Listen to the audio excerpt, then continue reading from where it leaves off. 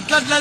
తిరగకుండా వచ్చేటి వరకల్లా 7 గల్లాలేరు సవలక్ష మంద ఉన్నది మందకాడ బయ్యలు ఉన్నాడు మందకాడ ఆడివిల్ల మంద మాసాని ఉన్నది పల్రంగు దూరం మీదికెళ్ళి మల్లయ్య కల్లా చూడబట్టే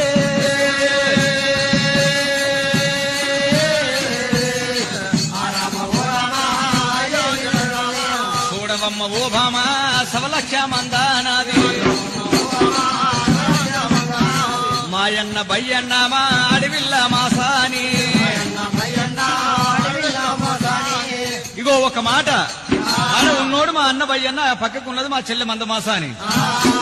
మా అన్న బయ్యన్న మంచోడు కాదు వాడు దాని పొందు వస్తలే పనికిరాదంట అలనాడు మా తండ్రి చెప్పిండు అదే మాట పట్టుకుంటాడు మా అన్న బయ్యన్న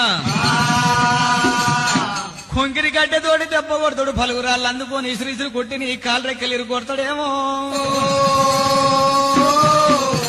నేనేం మెల్లగిట్లా పోతా ఇక నువ్వు మెల్లగా అక్కడికి వెళ్ళి పిడికలేరుకుంటారా ఓ అయ్యా మందకాడ ఎవరికి గంపలే పట్టి పొమ్మను ఇక నేనేమంటా మా అన్న నువ్వు పోయే అంట జోహరి అక్క నేను ఆడదాని పొంది అసలే పనికిరా నాకు ఆ గాలే తలగోతురా అని అంటాడు పాపం అన్న మరి ఒక్కతేనా పాపం ఆడవిల్ల అమ్మ ముఖం చూసుకుంటే ఎట్లుకుందానే మరి నేనన్నా పోయి లేవట్టొస్తా అని మెల్లకి వస్తా